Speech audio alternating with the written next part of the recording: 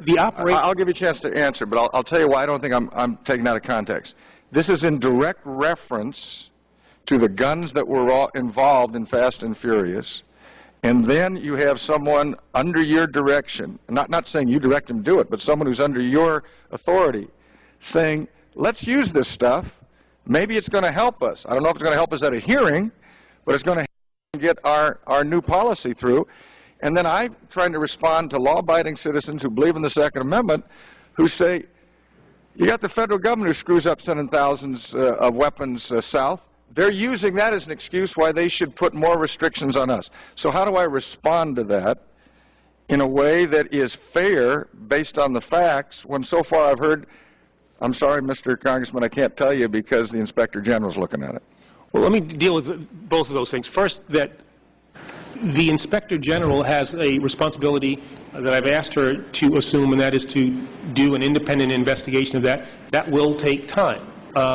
That does not, however, lessen the responsibility that I have as the head manager of the Justice Department to take steps where that is appropriate.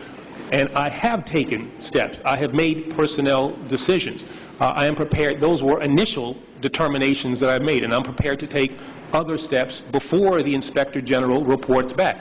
I think that will be, her conclusions, her findings will be useful for me in trying to make ultimate determinations, but I don't need the Inspector General to make certain determinations that I will make. With regard to the question of that memo and the long gun rule, the ATF reached out to the field to obtain examples of cases or operations where that kind of a rule would have been helpful. Now, the operation known as Fast and Furious was one of 7 cases that were already underway that ATF later cited as an example to illustrate the potential benefit of collecting information about the multiple sales of certain types of rifles. So this was already underway when that... I understand, but you would see how some people might reasonably come to the conclusion that's sort of self-dealing.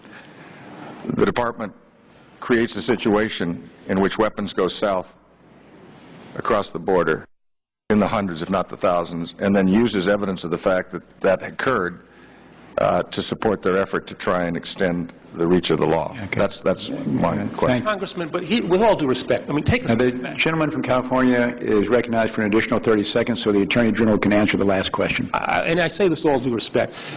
Take a step back and think about the implications of what you're saying, is that the Justice Department came up with a flawed program in order to justify a regulation.